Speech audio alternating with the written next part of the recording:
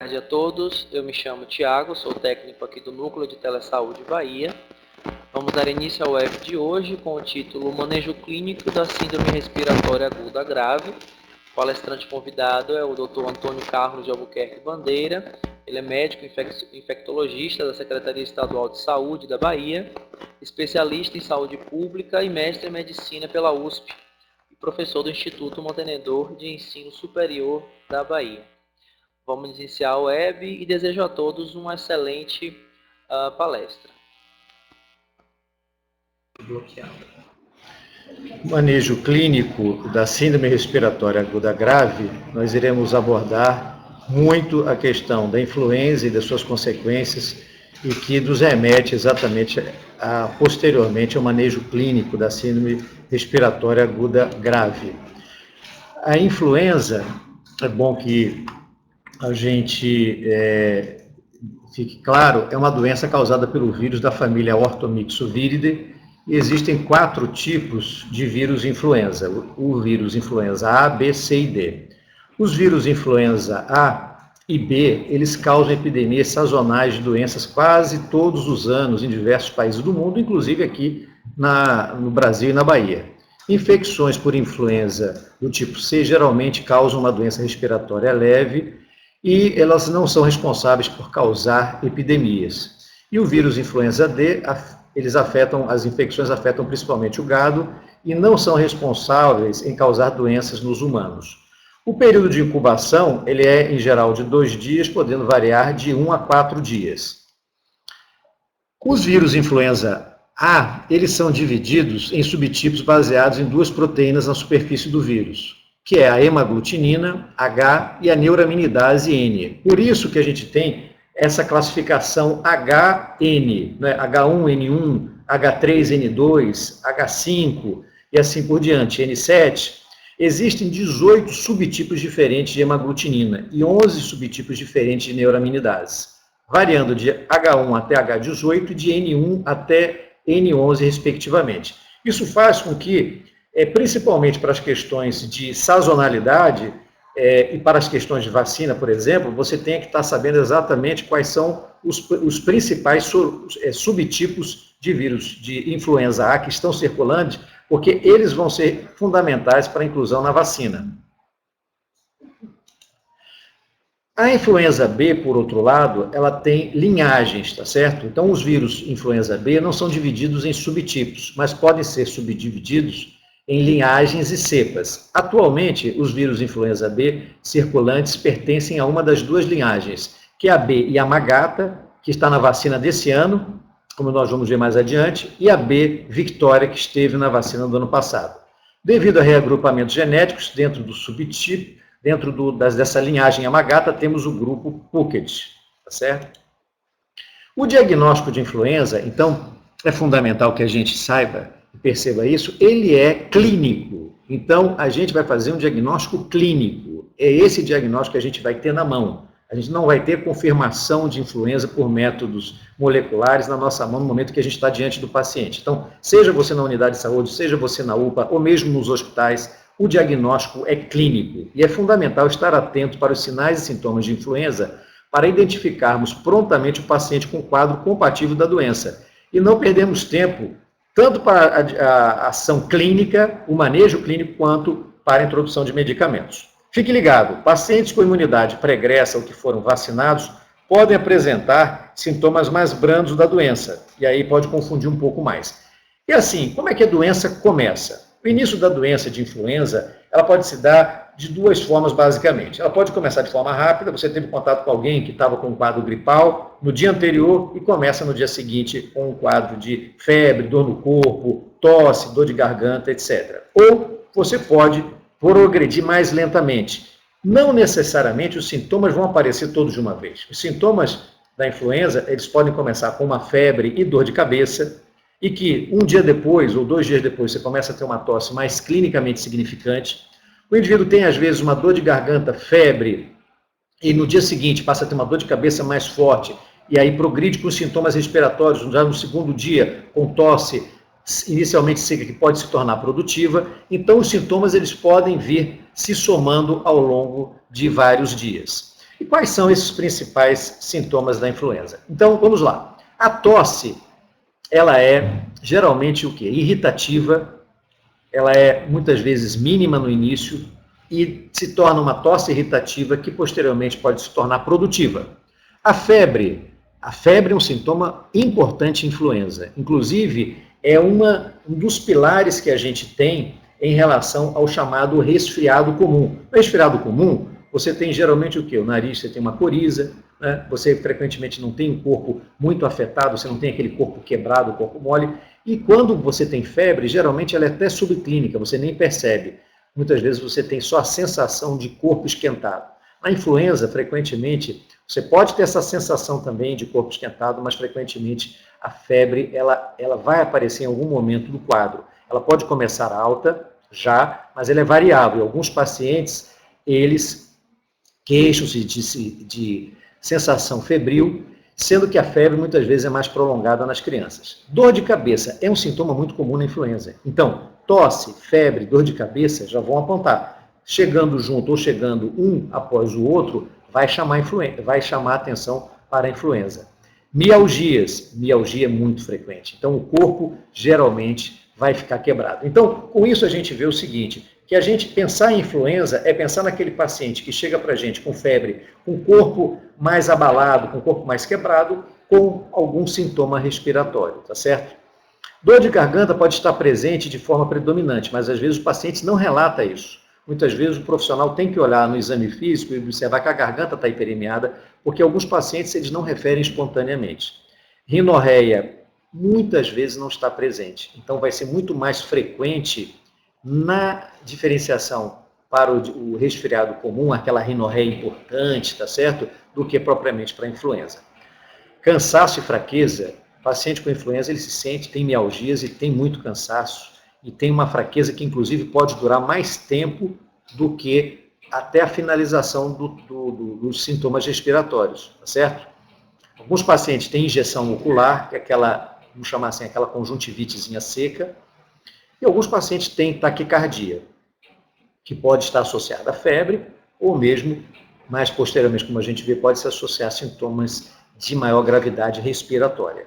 Em crianças é interessante estar atento para dor abdominal e diarreia. Então, se aquela criança tem sintomas respiratórios, mas tem dor abdominal e tem diarreia, a gente não pode deixar de pensar na possibilidade de influenza também, porque muitas vezes vem associado a diarreia e essa dor abdominal ao quadro respiratório e o vírus da influenza pode ser responsável por todos esses sintomas. Na progressão dos sintomas, as queixas respiratórias vão ficar mais evidentes, tá certo? E os sintomas geralmente vão durar o quê? Entre 7 a 10 dias, porém a tosse irritativa, a fadiga e o mal-estar podem persistir até por 1 a 2 semanas. As crianças, é bom saber que a gente fique atento para isso, podem manter os sintomas mais tempo, e muitas vezes as crianças têm também um pouquinho de comprometimento, às vezes laringeu, dando rouquidão, e aquela linfadenomegalia cervical, aqueles gânglios dolorosos, palpáveis, que pode ocorrer também no adulto, tá certo? Vem então a questão, vimos o paciente clínico e agora o laboratório, o que eu vou pedir? Então, o laboratório, eu diria que a gente tem duas situações muito importantes. Uma, a situação de confirmação de influenza. Então, a gente vai ver que para o diagnóstico etiológico é fundamental que a gente faça a coleta do suave nasal e oral para a realização de exames confirmatórios da influenza e encaminhe para o LACEN. Essa situação ela vai se dar somente se houver gravidade. A gente não encaminha suaves, nasais ou orais para o LACEN se é um quadro somente de uma síndrome gripal.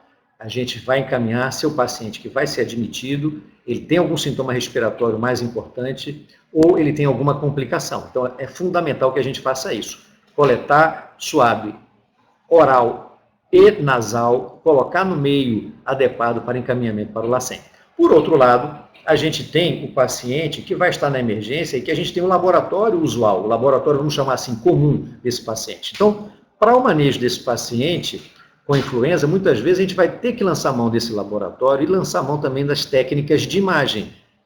Por exemplo, diferenciar um paciente que possa ter influenza ou ele está tendo, por exemplo, uma pneumonia bacteriana. Então, preciso de um apoio radiológico também.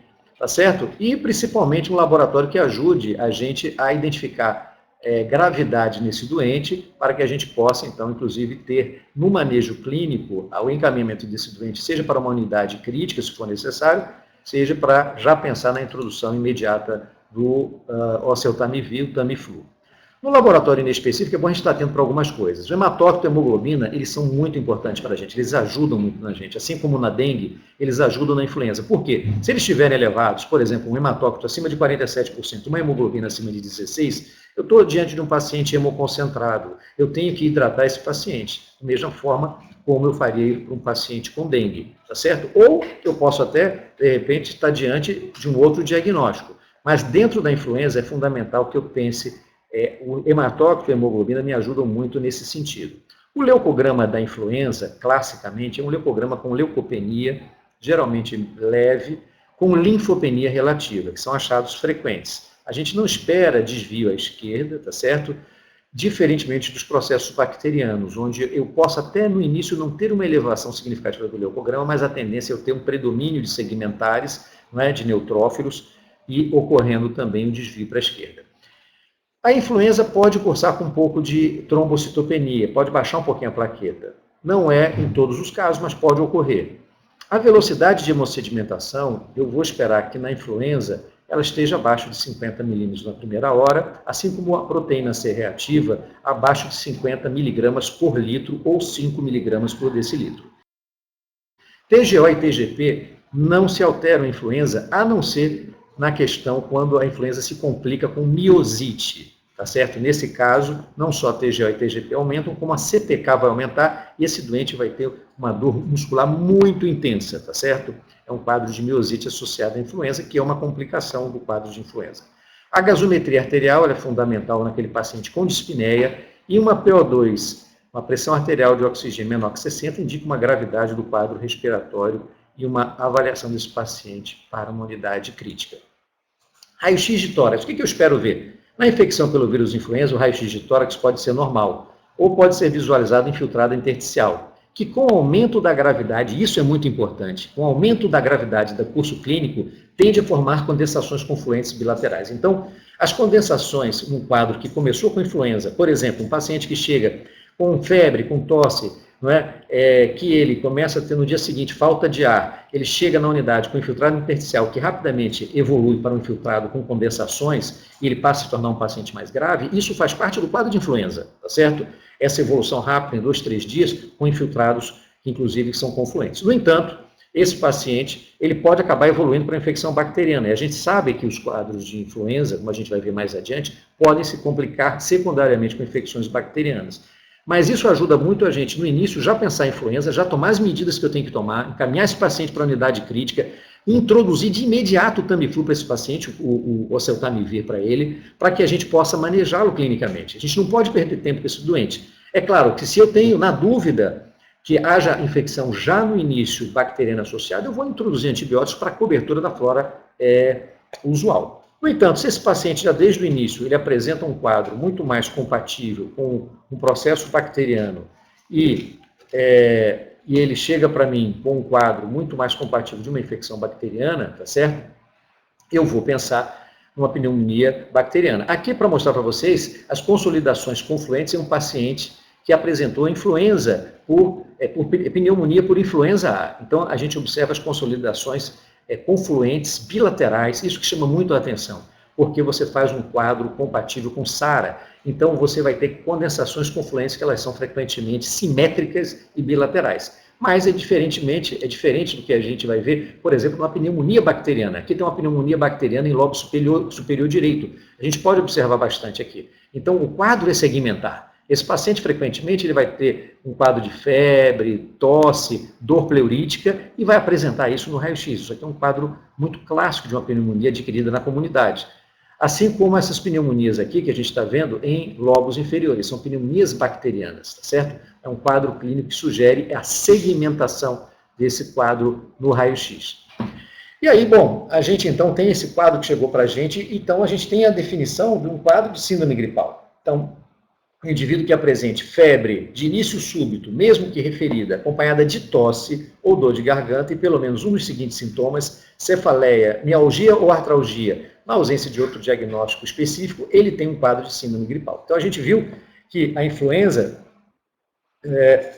a gente tem a tosse, não é, como um padrão muito importante e, pelo menos, a febre que acompanha o quadro de influenza, ela vai ser fundamental para a gente definir um quadro de síndrome gripal para esse paciente, tá certo? Diferentemente de um resfriado comum, e para que a gente possa, então, manejar esse paciente agora corretamente, porque qualquer coisa que aconteça nesse paciente, o pensamento já é de um pensamento de influenza, tá certo? Então, crianças com menos de 2 anos, é bom que a gente fique atento para o caso de síndrome gripal, para a questão da febre de início súbito, que pode ser referida pela criança muitas vezes, e a questão dos sintomas respiratórios na ausência de outros diagnósticos clínicos. Bom, o diagnóstico está presumido. Eu tenho um quadro de síndrome gripal. O que eu vou fazer isso? É suspeita de influenza. As precauções eu tenho que tomar imediatamente. A unidade, eu não posso permitir que essa unidade eu permita que outros pacientes se contaminem na unidade de saúde. Então, o paciente, é fundamental que esse paciente que apresente um quadro de síndrome gripal, a partir do momento da triagem, seja já com a enfermagem ou posteriormente com o médico, a gente coloque, então, esse paciente para utilizar a máscara cirúrgica. O paciente utilizando a máscara cirúrgica, como está aqui, ele não gera mais gotículas contaminantes, ele não gera mais aerossóis. Então, se o paciente estiver circulando na unidade com a máscara cirúrgica, esse paciente pode circular por toda a unidade, ele não vai contaminar o profissional de saúde, ele não vai contaminar outros doentes, ele não vai contaminar, ele vai poder circular entre o raio-x, o laboratório, fazer uso de medicações, ir para a UTI, etc. Ele não é um paciente mais contaminante. Então, é fundamental que a gente coloque o paciente em uso de máscara cirúrgica. Se o paciente não houver condições de colocar esse paciente sob máscara cirúrgica, todo profissional de saúde que atender esse paciente tem que utilizar a máscara cirúrgica ao se aproximar. A distância recomendada a partir de 1 metro para menos, você tem que utilizar a máscara cirúrgica se esse paciente com suspeita de influenza está sem a máscara cirúrgica, tá certo? Então, para as unidades para controle de infecção, as precauções são precaução padrão, mais precaução de gotículas. Nas precauções padrão, a higienização das mãos antes e após o contato com o paciente, após tocar a área próxima ao doente, antes de procedimento asséptico e após contato com secreções do paciente, é o padrão, não é isso? A gente acrescenta isso à precaução de gotícula, que é o uso da máscara cirúrgica. No transporte do paciente pela unidade, como eu falei para vocês, o paciente com máscara cirúrgica, ele pode fazer o transporte normal, ele não vai estar ameaçando, do ponto de vista de contaminação, nenhum profissional e nenhum outro paciente na unidade. E o uso, obviamente, de luvas no contato com mucosas e pele não íntegra, ou em contato com secreções do paciente, que faz parte das precauções padrão, tá certo? E para os procedimentos que gerem a formação de aerossóis, como devo proceder? Então, os pacientes que forem entubados, pacientes com necessidade de manipulação de vias aéreas, como sucção e aspiração, pacientes traqueostomizados, a gente tem que, então, fique ligado, utilizar avental, luvas de procedimento e óculos durante o procedimento e utilizar as máscaras do tipo N95 ou PFF2 pelo profissional de saúde durante o procedimento.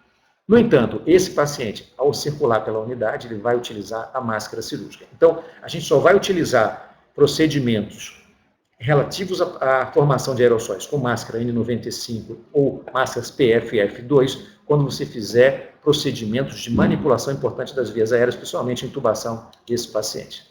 E até quando o paciente transmite a influenza? Uma abordagem comum é usar o tempo de eliminação viral como o período da transmissão. Isso leva a estimativas de 4 a 8 dias, período de infectividade para a influenza. No entanto, a gente tem trabalhos muito interessantes que foram publicados, não é? E que apontam exatamente para essa possibilidade, levantam questões muito interessantes na questão da transmissão do vírus influenza. Então, aqui, esse trabalho feito em Hong Kong, e aqui vocês podem ver todos esses riscos aqui, bastante meio caóticos. Isso aqui mostra desde quando, aqui no eixo X, é o tempo desde o início dos sintomas em pacientes com influenza. E aqui a carga, no eixo Y, a carga viral que esse paciente elimina. Então, vocês podem observar o seguinte, nos primeiros dias, cada tracejado desse, cada linha dessa, representa um paciente. E a sua medida de carga viral de eliminação de vírus de influenza ao longo do tempo de sintomas, tá certo? Então, logo no início, no D0, quando o doente começa com o primeiro sintoma de influenza, esse trabalho que foi feito lá mostrou o seguinte, que as pessoas, observem que esse tracejado começa lá em cima, tá certo? Que as pessoas têm cargas virais elevadíssimas, na faixa de 100 milhões a 1 bilhão de partículas, de cópias virais por cada ml de secreções.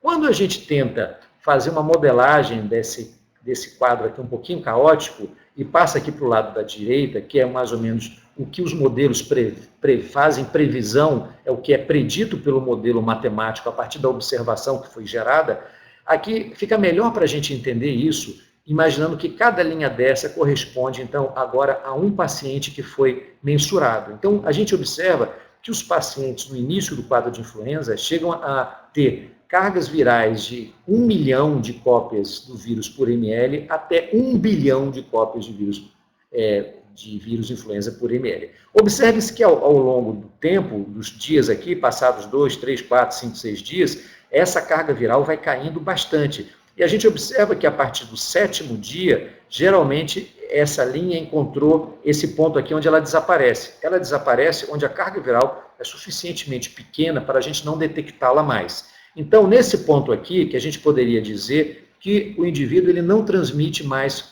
o vírus influenza para ninguém. Então, a gente pode observar que algumas dessas pessoas com 5 dias já não tinham eliminação do vírus mensurável, assim como outros chegaram até 11 dias a eliminação do vírus. Essa simulação que eu estou mostrando inicialmente foi baseada em crianças. Por que crianças? Porque a gente sabe que crianças elas eliminam o vírus de pouco mais tempo. Então, as crianças levam geralmente de 5 a 10 dias. Então, em crianças, a gente acaba deixando uma estimativa de 10 dias aproximadamente da eliminação de influenza ou até o final do tempo de sintomas dessa criança. A gente pode estar utilizando essas duas regrinhas.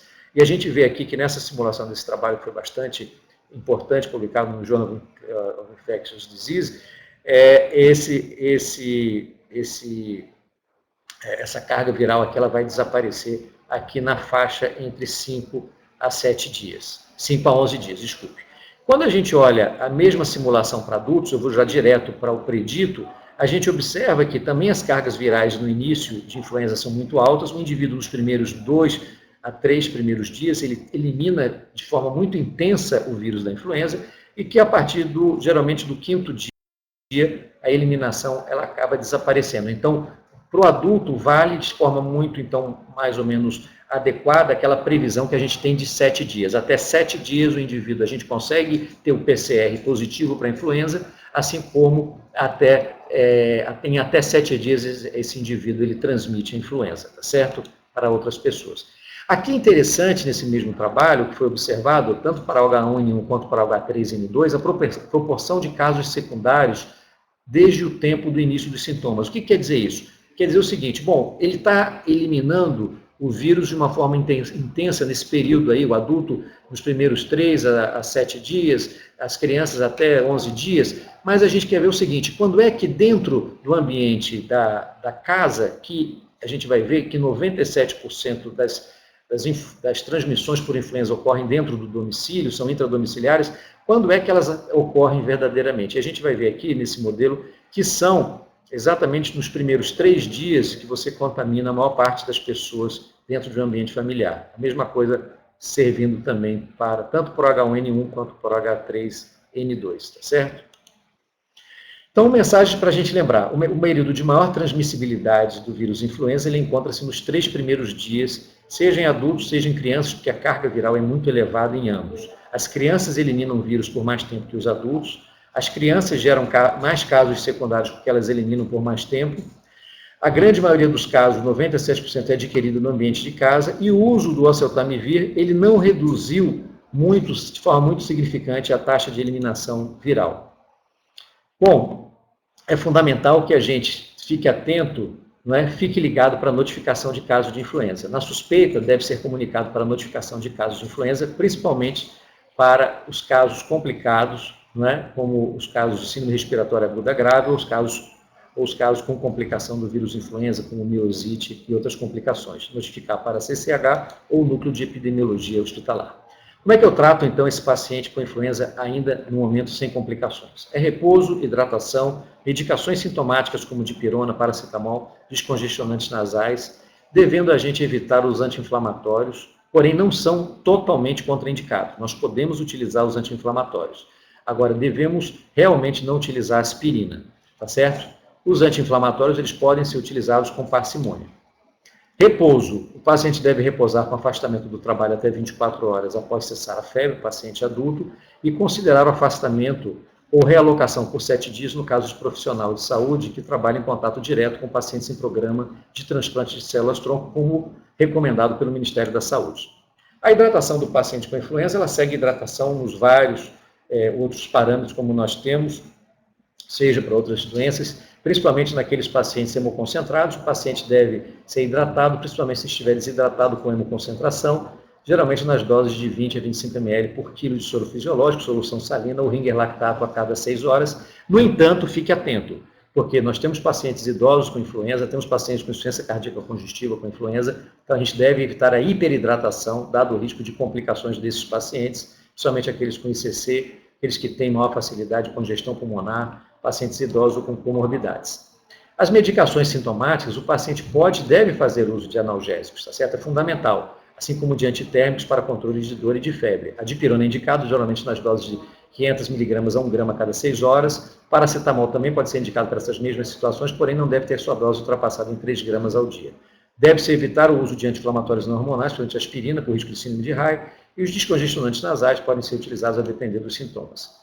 As complicações possíveis do quadro de influenza. Então, aqui a gente tem que ter muita atenção, porque a evolução do quadro de influenza, normalmente ela evolui, os pacientes têm uma resolução espontânea em 7 dias.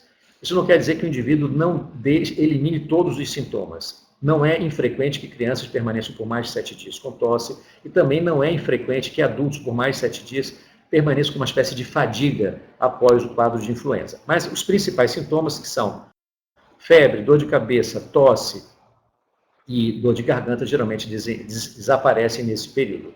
Alguns casos podem evoluir com complicações. Então, a principal e que a gente vai ficar mais atenta, que é a síndrome respiratória aguda grave, a SRAG, é aquela que é causada pela ação direta do vírus, causando, na verdade, uma pneumonia primária grave pelo vírus da influenza. A gente vai ver que o vírus influenza, ele tem ações em que facilitam posteriormente a infecção secundária bacteriana, inclusive levando a certos graus de imunossupressão transitória, que vão facilitar, assim como outras complicações, como sinusite, otite, piora das doenças crônicas, né? uma agudização dos quadros, muitas vezes, crônicos que estão estabilizados, como o paciente cardiopata, ele piora, o paciente pode infartar muitas vezes, ele faz um quadro de influenza e às vezes no curso do quadro de influenza ele infarta, então é muito importante que a gente esteja atento para as complicações que o vírus influenza pode causar naqueles doentes que têm comorbidade, principalmente doentes com doença pulmonar obstrutiva crônica, doentes com insuficiência cardíaca, doentes que têm já angina prévia ou que têm doença arterial coronariana, assim como a piora do diabetes e a possibilidade de miosite aguda. Atenção a esses pacientes. Quais são os pacientes que nós temos que estar mais atentos para o risco de complicação? E são aqueles pacientes que a gente tem que estar atento para fornecer já o Tamiflu, já o oseltamivir para esses pacientes. Esses pacientes têm indicação formal de, na suspeita de influenza, e eles estando dentro desses grupos, nós precisamos ofertar a esses pacientes o Tamiflu, o oseltamivir. Por quê? Porque esses pacientes são os pacientes que podem complicar, são os pacientes que podem caminhar para a síndrome respiratória aguda grave. Esses pacientes podem complicar as suas doenças de base e a única terapêutica que a gente tem hoje, específica para vírus influenza, apesar de não ser milagrosa, mas é a única medicação que nós temos hoje disponível que age no vírus, que são os inibidores da neuraminidase. Eles têm que ser preferencialmente e de forma atenta dados para esses pacientes. Quais são? Adultos maior ou igual a 60 anos, crianças com menos de 5 anos, populações indígenas, indivíduos com menores de 19 anos em uso prolongado de ácido acetil salicílico, pneumopatas, incluindo aqueles com asma. Esses pacientes precisam estar atentos, a gente está atento para poder ofertar a esses pacientes o oseltamivir. Aqueles pacientes com tuberculose, vasculopatas e cardiopatas, nefropatas, hepatopatas e doentes com manifestações hematológicas, principalmente aqueles com anemia falciforme, tá certo? Pacientes com distúrbios metabólicos, aí o diabetes mellitus, o paciente chega com um quadro compatível com síndrome gripal, influenza, e tem diabetes, ele tem que sair da unidade, se é que ele não vai, às vezes, até precisar ser internado, mas ele tem que sair da unidade com a prescrição do oseltamivir, do Tamiflu. Pacientes com transtornos neurológicos e do desenvolvimento que podem comprometer a função respiratória ou aumentar o risco de aspiração, assim como aqueles pacientes com disfunção cognitiva, lesão medular, epilepsia, paralisia cerebral, síndrome de Down e pacientes com AVC ou doenças neuromusculares. Pacientes imunossupressos, associados, seja imunossupressão associada à medicação. E aí vai um ponto muito importante, pacientes que muitas vezes estão já em uso de corticoide, na dose de prednisona maior ou igual a 20 miligramas por quilo, 20 miligramas por dia de prednisona, esses pacientes, eles têm indicação formal também, com o quadro de síndrome gripal, de fazer uso do Tamiflu, tá certo?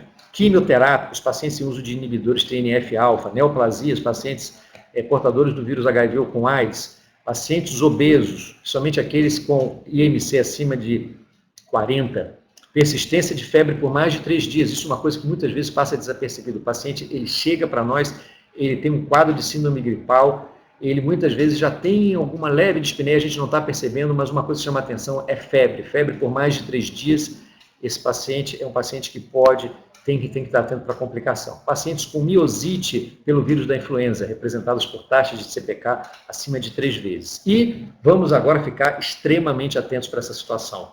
Extremamente atentos. Grávidas, gestantes. Gente, gestantes em qualquer idade gestacional e puérperas até 2 semanas após o parto, tem indicação formal do uso do oseltamivir, do Tamiflu. Então, gestantes e puérperas estão no grupo de pacientes com condições e fatores de risco para complicações por influenza. São considerados sinais de alarmes nas gestantes, valores de frequência respiratória maior do que 20 incursões por minuto ou frequência cardíaca maior do que 100 batimentos por minuto. Gestantes e puérperas, mesmo vacinadas, devem ser tratadas com fosfato de oseltamivir, fosfato de oseltamivir, o Tamiflu, na dose habitual para adultos, como a gente vai ver, indicado na síndrome gripal, independentemente de sinais de agravamento, porque essas pacientes podem evoluir rapidamente. Ela sai da unidade e no dia seguinte já pode dar entrada um quadro de franca insuficiência respiratória. Então ela tem que sair da unidade, a gestante mesmo vacinada, com a sua receita de oseltamivir, de Tamiflu, tá certo? Todas as gestantes e puérperas com síndrome gripal, mesmo não complicadas, devem ser tratadas com antiviral, e o tratamento com fosfato de oseltamivir não é contraindicado nem na gestação, nem em mulheres puérperas. Então, aqui a recomendação do Ministério da Saúde está bem clara, todas as gestantes e puérperas com síndrome gripal, mesmo não complicadas e mesmo vacinadas, devem ser tratadas com antiviral. Tratamento com fosfato de oseltamivir não é contraindicado na gestação, nem na mulher na fase puerperal, e sua segurança já foi comprovada. Então, nós vamos agora caminhar para o quadro mais grave de influenza, aqueles pacientes que complicam frequentemente agravando o quadro respiratório.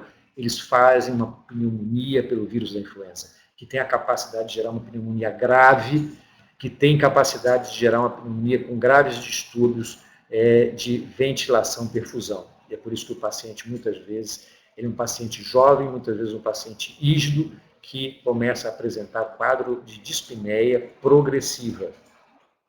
Fique ligado, esses pacientes têm que ser internados. Nenhum paciente com dispneia e com um quadro de síndrome gripal pode ser mandado para casa, nenhum deles. Esse paciente tem que ser admitido, tá certo? Então, quais são os sinais de agravamento respiratório desses pacientes? Então, o aparecimento de dispneia ou taquipneia, frequência respiratória igual ou acima de 20 incursões por minuto. Então, esse é um dado importantíssimo, e é um dado muito, muito negligenciado, porque na triagem de enfermagem é muito fácil a gente colher, não é, o batimento por minuto, a frequência cardíaca, a pressão arterial, medir a temperatura.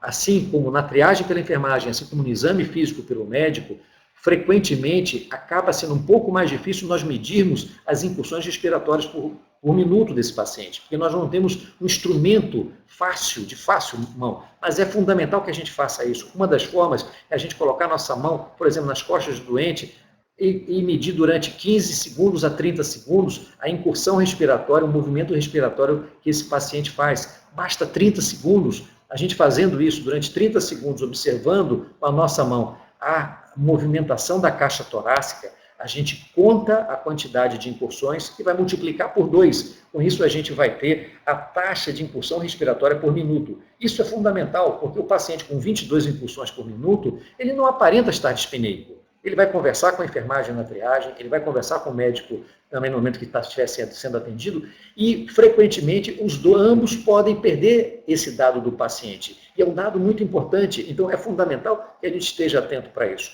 Porque uma incursão respiratória acima de 20 já indica uma anomalia, tá certo? A outra questão é a gente colocar no paciente com síndrome gripal, sempre fazer uma medida lá na triagenzinha já, ou então mais adiante, da saturação de oxigênio, através do oxímetro. Se esse paciente tem uma saturação de oxigênio menor do que 95%, isto não é normal. 95% em área ambiente, isto não é normal. Isso mostra um quadro que já preocupa esse paciente, não pode ser liberado. Esse paciente tem que ficar na unidade, tá certo? A persistência, o aumento da febre por mais de 3 dias, ou um retorno após 48 horas do período afebril, da febre. Então, o paciente vinha febril, ele mantém a febre por mais de 3 dias, isso num quadro de síndrome gripal, a gente tem que estar atento com uma complicação, assim como aquele paciente que veio com febre, com tosse, com dor de garganta, ele melhora, vai para casa, passou 2 dias sem febre, volta relatando febre. Ele tem uma complicação, pode ser a própria pneumonia por influenza, pode ser uma pneumonia secundária bacteriana. E, principalmente, atenção, alteração do sensório. O paciente que tem alteração do sensório, influenza, é um quadro que não pode jamais ser liberado para casa, esse paciente tem que ser admitido. Existem outras complicações não respiratórias, como eu falei, paciente que desidrata, chega desidratado, a piora das doenças crônicas, como pacientes que infartam, pacientes que têm doença arterial crônica que infartam, pacientes que pioram a asma, pacientes que pioram diabetes. Então, esses pacientes também que pioram as suas condições de base a partir de um quadro de síndrome gripal, têm que ser internados. Fique ligado.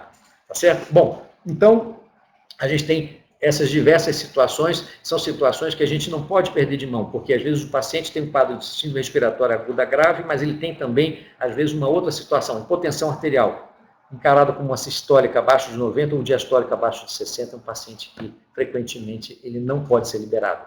Paciente que está oligúrico, com diurese abaixo de 400 ml em 24 horas, exacerbação dos sintomas gastrointestinais em criança, desidratação, exacerbação de doença pré-existente, miosite comprovada por aumento importante de CPK e pacientes que fazem, então, disfunção renal com elevação da creatinina sérica. Então, na criança, a persistência ou retorno da febre, a taquipneia ou a bradipneia, com ritmo respiratório irregular, gemidos expiratórios e estridor inspiratório, apontam para um quadro grave, para um quadro respiratório grave, que faz com que essa criança tenha que ser não só admitida, como esse paciente tem que estar sendo, então, já imediatamente triado para a possibilidade de uma unidade crítica. É bom que a gente saiba que a frequência respiratória na criança ela é bem diferente da do adulto. Então, um adolescente, um adulto, a gente espera uma frequência respiratória na faixa entre 12 e 20. É por isso que acima de 20 a gente considera normal. Mas numa criança de 1 a 12 meses de idade, a criança tem é normal se esperar uma frequência respiratória entre 30 e 53. Assim como uma criança entre 1 e 2 anos, a frequência respiratória normal está entre 22 e 37. Então, é fundamental que você faça essa adaptação. Na síndrome, então, respiratória aguda grave, um quadro clínico compatível com a influenza e, pelo menos, então, um desses sintomas. Então, muita atenção.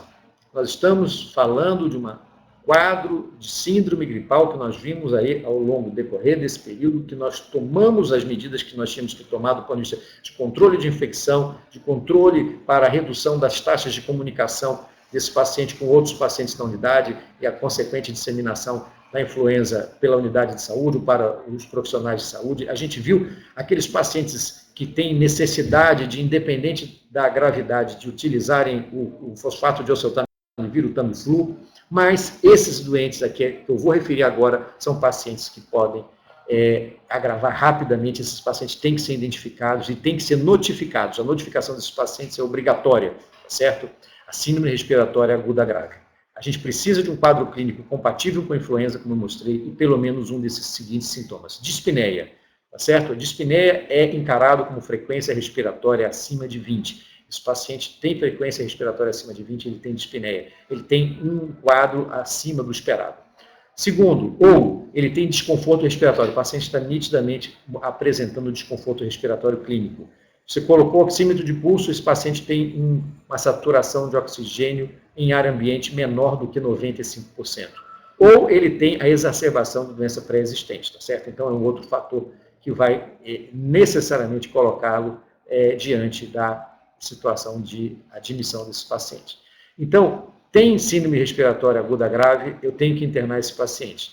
A avaliação clínica, tem que ser minuciosa, incluindo a hidratação venosa, como eu mostrei para vocês, 20 a 25 ml por quilo a cada 6 horas, um paciente que pode tolerar. Oxigênio-terapia, então esse paciente tem que ser colocado em uso, seja de máscara reinalante, que é uma máscara que permite maior oferta de oxigênio para esse paciente, seja, pelo menos inicialmente, com o uso do catéter nasal, e a gente começa colocando de 2 a 3 litros, podendo subir na dependência das taxas de saturação desse paciente, e necessariamente esse paciente necessita de um monitoramento não invasivo, tá certo? Então ele vai ter que ter, monitoramento não invasivo com pressão arterial sendo medida regularmente, com oximetria de pulso contínua, medidas da frequência cardíaca e respiratória. A avaliação inicial, ela deve incluir, no mínimo, a aferição dos sinais vitais, como pressão arterial, frequência cardíaca, frequência respiratória e temperatura axilar, assim como exame cardiorrespiratório e oximetria de pulso. Então, é fundamental a oximetria de pulso aí. Deve ser estabelecido um prazo de 4 horas, né? Em 4 horas, a gente avaliar a necessidade de internação em unidade de terapia intensiva. Então, a gente não deve deixar para o plantão do dia seguinte a avaliação da internação em unidade de terapia intensiva, tá certo? Então, em 4 horas, a gente tem que ter claro se o paciente vai ou não precisar de internação em unidade de terapia intensiva. E iniciar imediatamente o tratamento com fosfato de oseltamivir. Esse doente não pode ficar um minuto mais sem a gente fazer uso da medicação, para que a gente possa tentar interferir na história natural da doença. Suspeitou clinicamente, ele tem CIRAG, ele tem síndrome respiratória aguda grave, ele é admitido, é colocado em monitorização não invasiva, é feita hidratação, oxigenoterapia, e esse paciente tem que fazer uso já de imediato do fosfato de oseltamivir. E coletar amostras de secreções respiratórias para o exame laboratorial. É fundamental que a gente pense no encaminhamento para que a gente possa ter o diagnóstico estabelecido, tá certo? Então, coletar aquelas amostras de suave, nasal e oral e encaminhar para os LACENS ou outra unidade que nos estados o substitua. Como trata esse paciente com influenza com potencial para complicar ou complicações? Há um dos tratamentos específicos, é o tratamento com drogas com ação no vírus influenza, e aqui nós temos, então, o uso dos inibidores de neuraminidase, o fosfato de oseltamivir, o Tamiflu, que é indicado em todos os pacientes que têm maior risco de complicações ou comorbidades, que foram aqueles lá que eu mostrei para vocês anteriormente, pacientes acima de 60 anos, menor do que 5 anos, etc. Pacientes que apresentem sinais de piora clínica, todo paciente que seja internado tem que receber de imediato o fosfato de oseltamivir, e é indicado para todos os pacientes com quadros graves de influenza, e aí está a síndrome respiratória aguda grave como o principal, tá certo? Indicado também a critério médico para qualquer paciente com suspeita de influenza. Então, o médico pode indicar também o oseltamivir, o Tamiflu, para um doente que ele considere importante, mesmo que saia daqueles quadros inicialmente que foram mostrados por mim. A dose usual em adulto está aqui mostrada, é a dose de 75 mg de 12 em 12 horas por 5 dias, tá certo? E essa dose pode ser utilizada para criança e de qualquer faixa etária. Então, não há contraindicação do Tamiflu, nem para gestante e nem para nenhuma criança de qualquer faixa etária. Criança de 0 a 8 meses, ela usa na faixa de 3 mg por quilo a cada 12 horas por 5 dias. Excepcionalmente, para aqueles doentes que não possam utilizar o Tamiflu por alguma razão, a gente só vai poder lançar mão do Zanamivir, mas esse só é feito por via inalatória, não é administrado por via oral, então não pode ser utilizado, por exemplo, o Zanamivir em pacientes que estão entubados, pacientes sob ventilação mecânica, como é o caso de pacientes com quadro de síndrome respiratória aguda grave, e nem para pacientes com asma brônquica, porque esses pacientes podem piorar o quadro em algumas situações, em outras não é possível a utilização disso. A dose para tratamento em recém-nascidos é essa, tá certo? 1 miligrama por quilo por dose de 12 em 12 horas em prematuros, 1 miligrama por quilo por dose de 12 em 12 horas naquelas com idade gestacional de 37 a 38 semanas, caminhando até 3 miligramas por quilo por dose de 12 em 12 horas no RN com idade gestacional maior do que 40 semanas, o tratamento também durante 5 dias. E a indicação do Zanamivir somente está autorizada em casos de intolerância gastrointestinal grave, alergia e resistência ao fosfato de oseltamivir, sendo contraindicado o Zanamivir em menores de 5 anos ou para paciente com doença respiratória crônica pelo risco de broncoespasmo ou aqueles pacientes em ventilação mecânica, porque ele pode obstruir os circuitos do ventilador.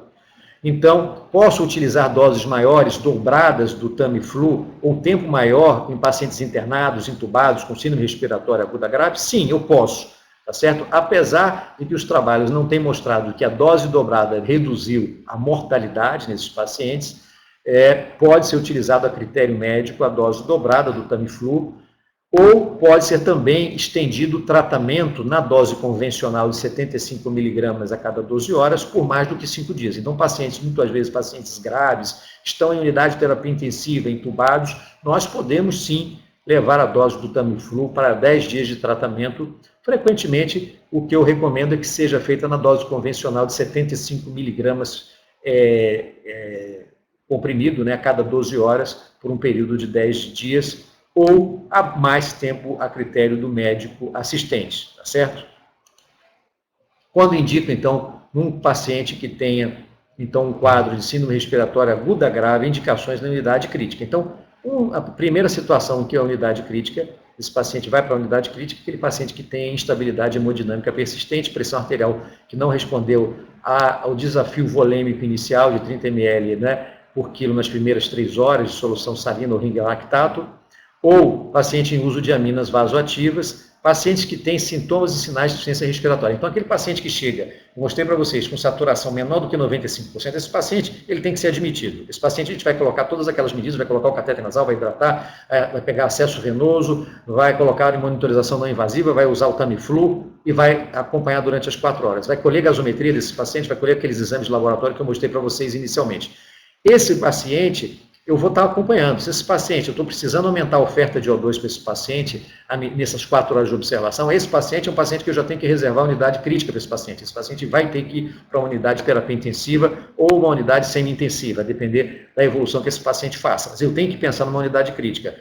Se esse paciente ele está chegando a uma saturação, apesar da oferta, a saturação dele está chegando a próxima a 90%, já é uma indicação, inclusive, já vai sendo caracterizada uma indicação, inclusive, quase formal para intubação orotraqueal. Então, esse paciente já tem que estar, não só a gente está pensando em unidade de terapia intensiva para deslocamento desse paciente, como também para intubação. Saturação menor do que 90% é igual a intubação, entendeu? E proteção das vias respiratórias, tá certo?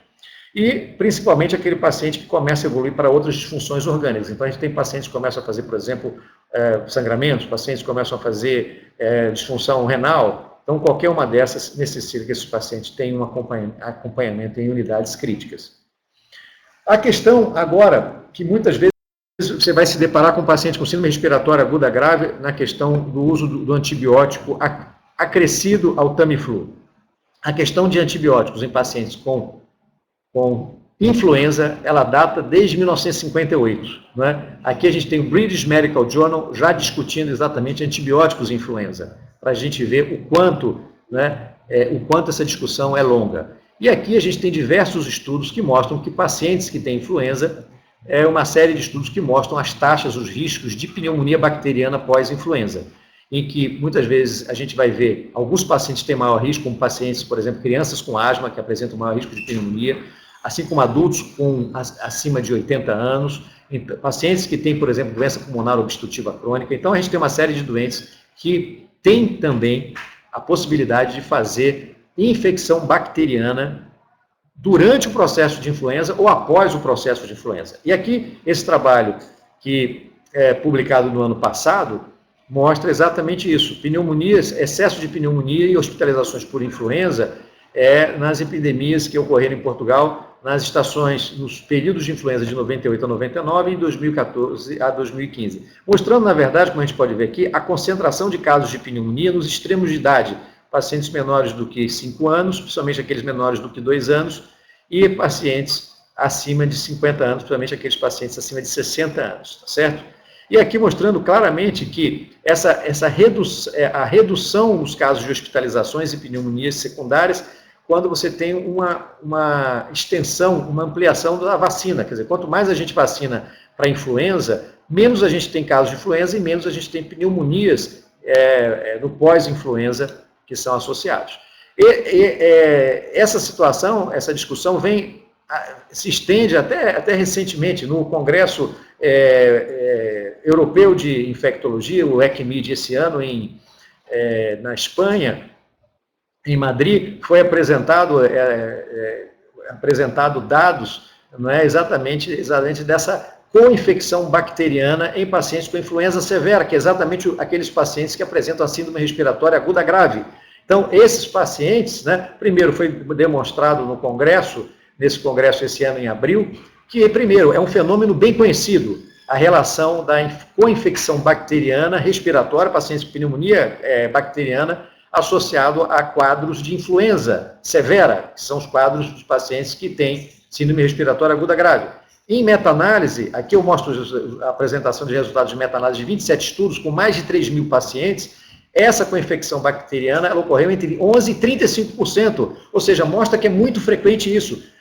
É um fenômeno muito frequente e mostra que é muito importante que o intensivista, aquele profissional que vai estar lidando com esse doente com a síndrome respiratória aguda grave na unidade de terapia intensiva, ele frequentemente tem realmente sim que introduzir antibióticos para tratamento também em paralelo de pneumonias bacterianas. E aqui mostrando que os patógenos mais frequentes são o Streptococcus pneumonia, ou seja, o pneumococo tem que ser coberto, assim como os Staphylococcus e Pseudomonas aeruginosa. Com isso, os pacientes com síndrome respiratória aguda grave, não é, que eles devem, e frequentemente, devem fazer uso de também antibióticos associados ao uso do Tamiflu. E o espectro de cobertura desses antibióticos dependerá da flora do doente, sendo que aqueles pacientes que estejam internados há menos de 4 dias, a gente geralmente opta para tratá-los como um quadro de pneumonia comunitária, e aqueles pacientes que estejam internados por mais tempo devem ser tratados como pneumonia nosocomial. Qual é o antibiótico que eu uso? A cobertura de patógenos habituais das vias aéreas altas é que eu devo cobrir. Streptococcus pneumonia, Haemophilus influenza, Moxarella catarrhalis e Staphylo aureus. E a cobertura para patógenos hospitalares se o paciente estiver há mais de 4 dias internado, porque a flora desse paciente já muda, esse paciente acaba apresentando também mais gram-negativos na sua flora, além dos patógenos habitualmente comunitários que esse paciente continua apresentando. Então, cobertura comunitária, uma recomendação é o uso do ceftriaxone 2 gramas por dia, associado à oxacilina, dose de 12 gramas ao dia, porque o ceftriaxone, a cobertura para Staphylococcus aureus não é tão boa, ou de acordo com o protocolo da instituição. E para a cobertura hospitalar, piperacilina, tazobactana, dose de 4,5 gramas de 6 em 6, ou cefepime, na dose de 1 a 2 gramas de 8 em 8 horas, preferencialmente 2 gramas de 8 em 8 horas, na função renal, um paciente com função renal normal, ou meropenem, na dose de 500 mg a 1 grama, preferencialmente 1 grama a cada 8 horas, ou de acordo com o protocolo da instituição. E outras infecções oportunistas. Também foi mostrado nesse congresso, não é, um fenômeno que já vem sendo apontado, que é para aqueles pacientes com síndrome respiratória aguda grave, que estão entubados, que estão fazendo frequentemente uso de corticoides, estão muitas vezes utilizando também já antibióticos para cobrir flora bacteriana, a possibilidade, nesse subgrupo de pacientes que, quando pioram na unidade de terapia intensiva, de apresentarem pneumonia grave por aspergillus. Fique ligado, porque o aspergillus, ele é um oportunista nessa situação, que ocorre nessa situação em pacientes imunocompetentes. Eu não preciso ter um paciente, aqui é completamente diferente do paciente hematológico, pós-transplantado, de medula, etc. Não tem nada a ver com isso. É um fenômeno que ocorre em pacientes com influenza grave, que estão frequentemente entubados em terapia intensiva, que estão fazendo uso do Tamiflu, estão fazendo uso de já cobertura antimicrobiana para os patógenos bacterianos esperados e que começam a piorar. Esses pacientes podem ter aspergillus, ocorre nesses doentes, como eu falei para vocês, e esses doentes têm que ser tratados com drogas antifúngicas, principalmente no caso desse patógeno, desse fungo filamentoso, com anfotericina B desoxicolato, na dose de 1 mg por quilo por dia, ou por outras drogas que tenham ação. Então, aqui também mostrado importantemente nesse evento do Congresso Europeu de Infectologia, Doenças Infecciosas esse ano, a co-infecção de aspergilos com influenza severa.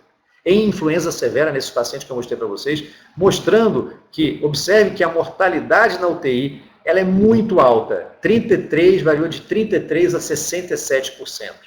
E muitas vezes a mediana do tempo entre a influenza, não é? e a infecção invasiva por aspergilos, ela muitas vezes pode ocorrer em 6 dias desse paciente com quadro de influenza grave. 2, às vezes até 6 dias. Então esse paciente muitas vezes está coberto por a bactéria, não é pensado nessa possibilidade e esses pacientes têm uma elevada mortalidade. É muito importante que, como informações adicionais, a gente implemente medidas de prevenção, como eu mostrei para vocês, precauções padrão, como associado a precauções de gotículas ou aerossóis, em aqueles casos de manipulação das vias aéreas, o isolamento em quarto privativo, ou quando não disponível, isolamento de coorte, ou seja, a gente colocar esses doentes junto a pessoas com os mesmos quadros compatíveis, e evitar visitas, caso ocorra o uso do EPI conforme a situação. E aqui eu gostaria de agradecer a todos que participaram desse momento de discussão da síndrome respiratória aguda grave e teremos aí na sequência a discussão com perguntas. Obrigado.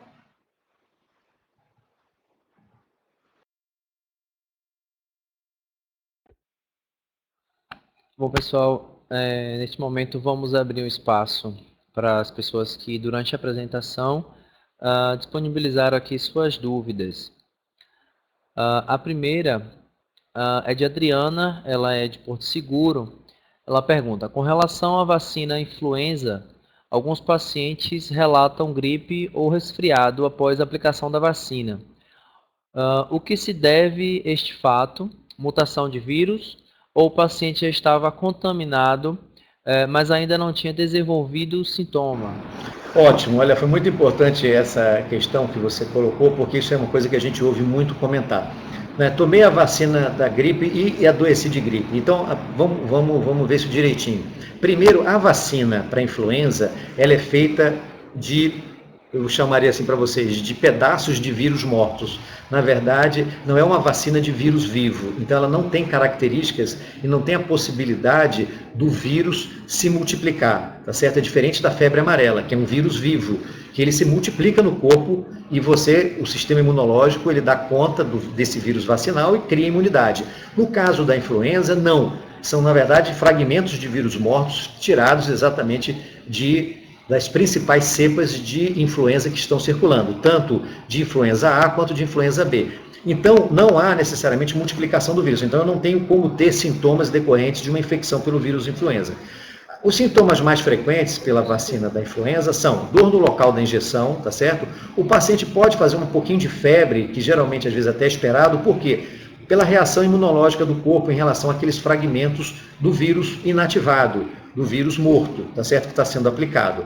Agora, muitas vezes, o que é importante a gente salientar, que quando o indivíduo ele produz anticorpos, geralmente esses níveis de anticorpos eles estão mais altos em 10 a 14 dias após a vacinação, muitas vezes esses anticorpos, às vezes, podem dar, vamos chamar assim, esse pico alto, ele pode dar, muitas vezes, o indivíduo ele sente consequências inespecíficas, entendeu? Então, porque é associado, muitas vezes, esse fenômeno com produção de citocinas que o próprio organismo produz. Então, às vezes, um pouquinho de uma moleza, uma fraquezinha pode dar, junto, obviamente, com um pequeno aumento de temperatura. Mas o indivíduo não é de se esperar de forma nenhuma que ele tenha sintoma respiratório, que ele vai ter tosse, que ele vai ter dor de garganta, que ele vai ter dor de cabeça. Isso aí, geralmente, a gente não vai ver, tá certo? Porque não é vírus vivo dado. Agora, uma coisa que a gente tem que estar ligado é a seguinte: a vacina ela começa a ser eficaz com 10 a 14 dias. Então, nesse período, qualquer vírus, seja vírus influenza ou qualquer outro vírus respiratório, a pessoa pode acabar fazendo uma infecção. E, na verdade, ela tem uma infecção por outro vírus. Por quê? A vacina da influenza, ela só protege contra a influenza. Ela não vai proteger contra rinovírus, ela não vai proteger contra adenovírus, ela não vai proteger contra vírus sincicial respiratório, assim por diante, entendeu?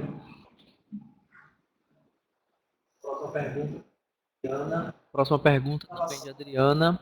Ainda com relação à vacina influenza, a mesma é fabricada todo ano com subtipos diferentes dos vírus, Para ir produzindo imunidade continuada a cada ano para diferentes subtipos? Isso. O que acontece? A cada ano são selecionados os principais vírus de influenza que circulam no mundo inteiro, eles são exatamente selecionados, né, para geração, entendeu, de anticorpos para que as pessoas tenham proteção para aqueles principais vírus de influenza. Por exemplo, esse ano, a gente tem o vírus H1N1 desse ano, é o mesmo Michigan, que é de 2017, mas foi um pouquinho modificado em relação, por exemplo, a 2012, a 2011, tá certo? A gente tem também, esse ano, a gente tem o vírus B da influenza, a gente tem aquela linhagem Yamagata, do grupo Puckett. Por quê? Diferente do ano passado, que era o Victoria, porque se viu que esse ano essa circulação era mais significativa. Tanto que essa vacina que está sendo disponibilizada, a tríplice, que é disponibilizada no Sistema Único de Saúde, pelo Programa Nacional de Imunizações, ela é extremamente eficaz, porque ela pega os dois principais vírus de influenza A, que é o H1N1 Michigan e o H3N2, tá certo? Esse ano, mais o vírus influenza Yamagata Puckett, que é o que está circulando. Então, essa combinação, ela hoje pega mais de 90%, mais 99% dos vírus que, na verdade, influenza que hoje circulam, tá certo? No caso nosso aqui na Bahia, em que nós temos realmente o vírus influenza H1N1, não é? É o predominante, né? Nós tínhamos até recentemente aí, agora as estatísticas mudam o tempo todo, mas a gente tinha 174 casos de síndrome respiratória aguda grave pelo vírus da H1N1, na influenza H1N1 aqui na Bahia, até agora, com 20 óbitos. Então, esse é o principal vírus que está muito bem coberto com a vacina. Então, é fundamental que a gente estimule a vacinação, que a gente permita que as pessoas se vacinem. O ideal é que a gente comece a ter, talvez tenha até o processo de vacinação, comece a se antecipar um pouquinho mais. Foi o que a gente viu aqui na Bahia, que a circulação do H1N1 começou pelo menos com um mês em relação ao início do Programa Nacional de Imunização para a Influenza. Advep Salvador. Caso o paciente evolua com alguma complicação após 7 dias, pode ainda entrar com Tamiflu ou não teria indicação? Muito bem, essa é uma excelente pergunta, porque a gente sempre se pergunta quando é a melhor indicação para o uso do Tamiflu. A melhor indicação para o uso do Tamiflu é nas primeiras 48 horas, tá certo? Então, nas primeiras 48 horas, vamos chamar assim, o melhor dos mundos. É um mundo perfeito, ideal. Nem sempre a gente consegue isso, tá certo? Mas, para qualquer paciente que tenha complicação pelo vírus influenza, principalmente aqueles pacientes que vão ser internados, principalmente aqueles pacientes com síndrome respiratória aguda grave, eu tenho que introduzir o Tamiflu, mesmo após os 7 dias. Se está indicado o uso, eu posso colocá-lo.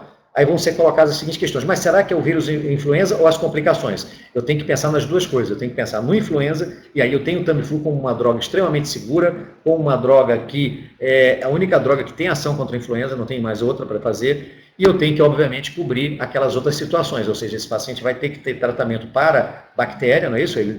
Provavelmente ele tem uma pneumonia bacteriana associada, e num terceiro ponto eu ainda tenho que avaliar a possibilidade desse paciente ir piorando, usando o Tamiflu, usando o aparato de suporte desse paciente, usando terapia antimicrobiana. Se esse paciente piora, eu tenho que introduzir, inclusive, medicação antifúngica, pensando em aspergilos.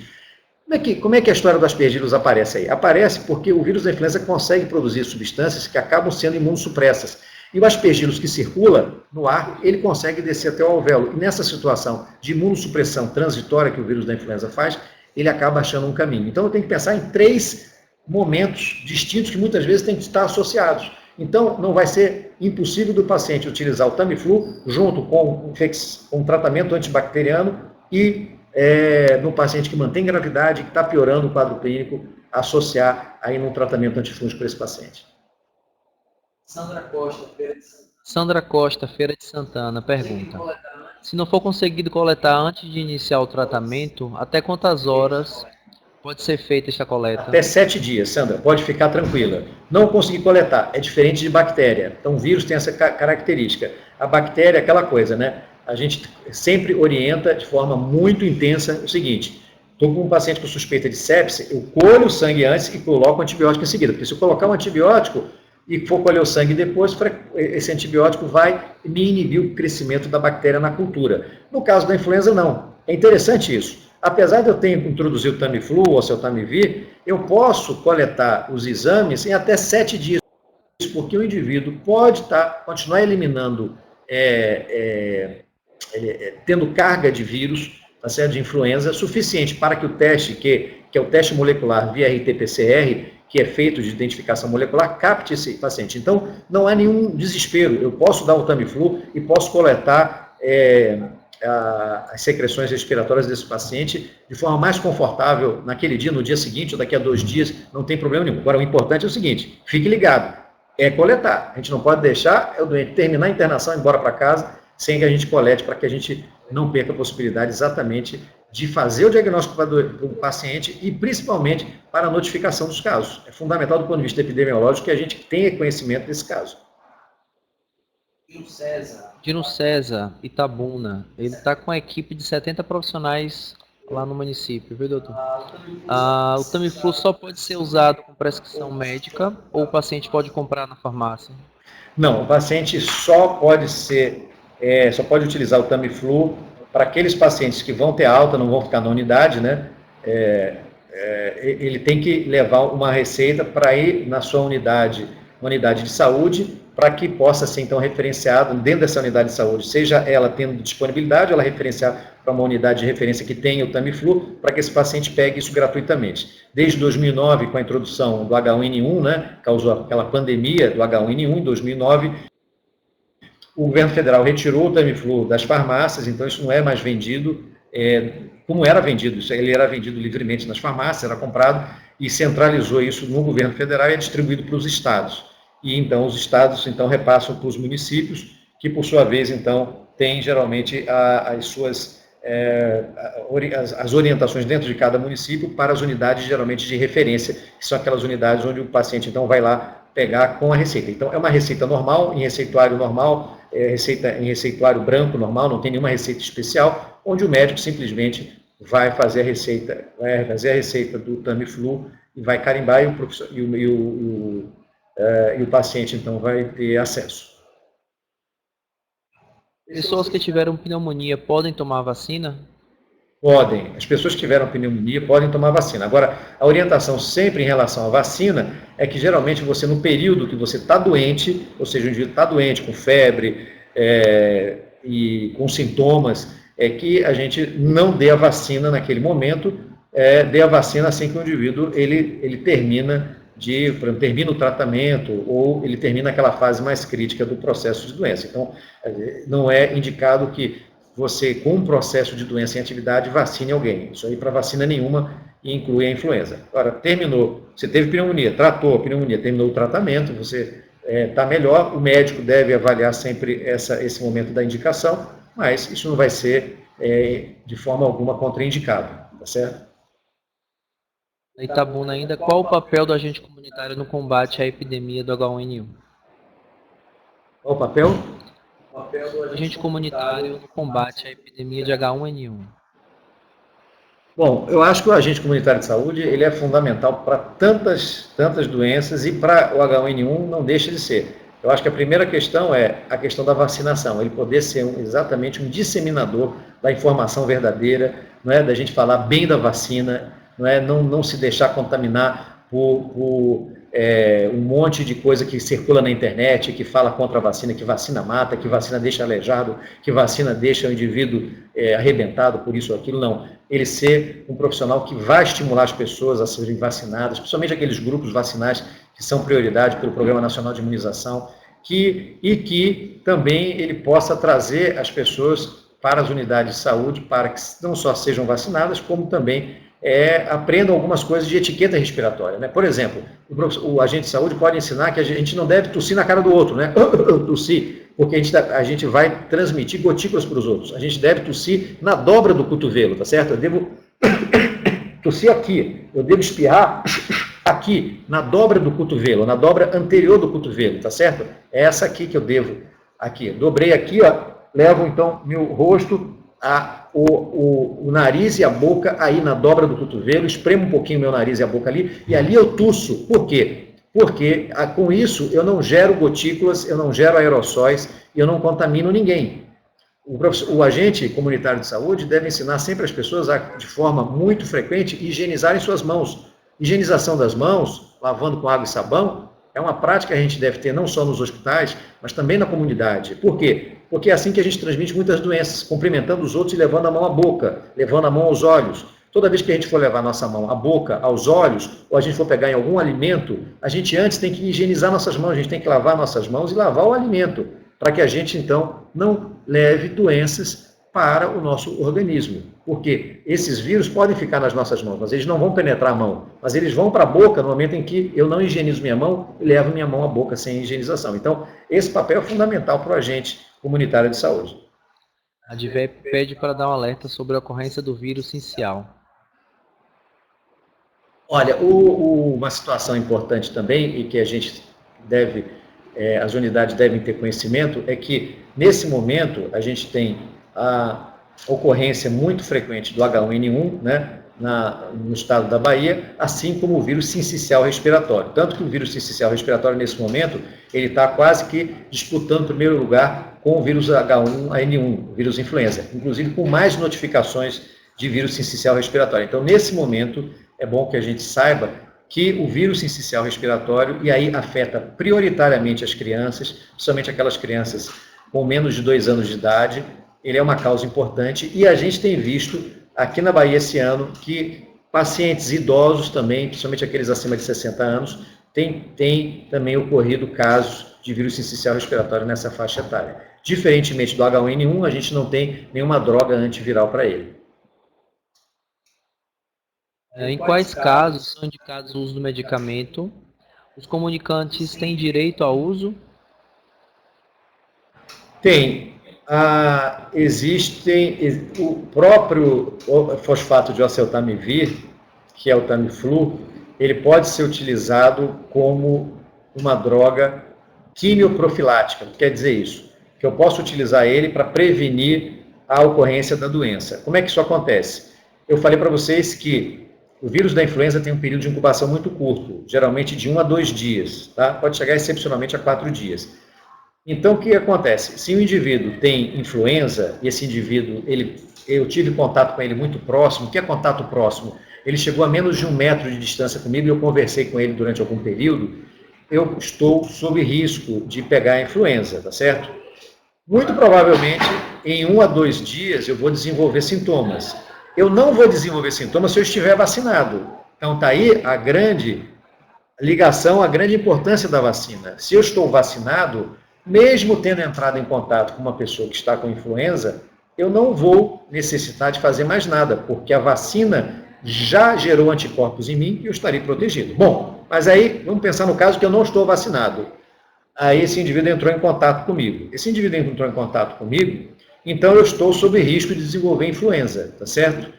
Os próximos 2 dias é o tempo mais crítico. Então, nesse período, se eu fizer uso do Tamiflu, na dose, a metade da dose habitual, então, em vez de utilizar 75 miligramas de 12 em 12, mas 75 miligramas uma vez por dia, durante os 5 dias, né, ou até 10 dias, eu posso estender isso até 10 dias, tá certo?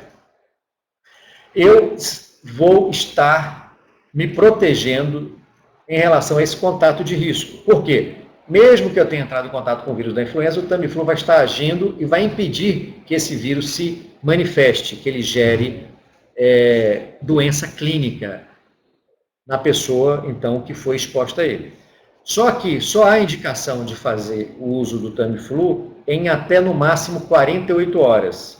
Eu só posso fazer o uso profilático do Tamiflu em até 48 horas. Após isso, se eu apresentar doença, eu não tenho mais como prevenir a apresentação de doença, então não tenho indicação mais nenhuma. Mas nesse período, há indicação de se fazer, principalmente para profissionais de saúde, principalmente para instituições, por exemplo, instituições fechadas. Então, existem, inclusive, algumas, vamos chamar assim, alguns grupos que estão colocados no protocolo do Ministério da Saúde para tratamento de influenza, que foi recentemente revisado, em que apontam os grupos prioritários, mas qualquer pessoa nessa situação poderia se prevenir dessa forma. utilizando a droga, o Tamiflu, como profilático frente a uma exposição de risco conhecida.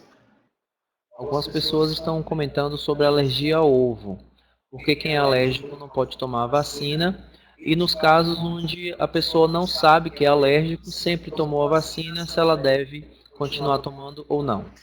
A alergia ao ovo, ela realmente é uma situação que ocorre em algumas vacinas, né, que são produzidas em embriões de galinha, como é o caso da vacina da influenza, como é o caso também da vacina da febre amarela, tá certo? Geralmente, a alergia ao ovo que vai contraindicar as vacinas, sejam elas influenza ou febre amarela, são aquelas em que a pessoa realmente tem uma alergia muito grave à proteína do ovo. E geralmente isso é conhecido por essa pessoa porque quem é que não se alimenta com ovo desde que nasceu? Então não tem como, né? A mamãezinha dá o ovo quando a gente é pequenininho e a gente vai comendo o ovo ao longo da vida. Então, se o indivíduo realmente ele tem uma alergia grave ao ovo, isso já foi com certeza diagnosticado antes. Que ninguém vai chegar com 40 anos de idade e vai apresentar uma alergia grave ao ovo com 40 anos. Mas, assim, se isso acontecer, o indivíduo tem uma alergia grave ao ovo, ele realmente está contraindicado ao uso dessas vacinas. Bom, essas foram as perguntas dos participantes da web de hoje. Caso alguma pergunta ficou sem responder, pedimos que os profissionais entrem em contato conosco por meio do nosso site, telesaude, com 2s.ba.gov.br, façam seu cadastro e solicitem teleconsultorias para tirarem outras dúvidas. Nossa web de hoje está chegando ao final. Gostaríamos de agradecer a todos vocês que participaram, informar que a web que nós teríamos amanhã, dia 20, vigilância da sífilis na gestante na criança, ela foi cancelada, então não teremos web mais essa semana, e em tempo oportuno iremos divulgar uma nova data para abordagem desse tema, ok? Então aguardamos vocês no próximo dia 28, com desafios para formação, qualificação e carreira profissional do trabalhador na atenção básica. Então, mais uma vez agradecer a todos pela participação, também ao Dr. Antônio Bandeiras aqui pela colaboração e até mais.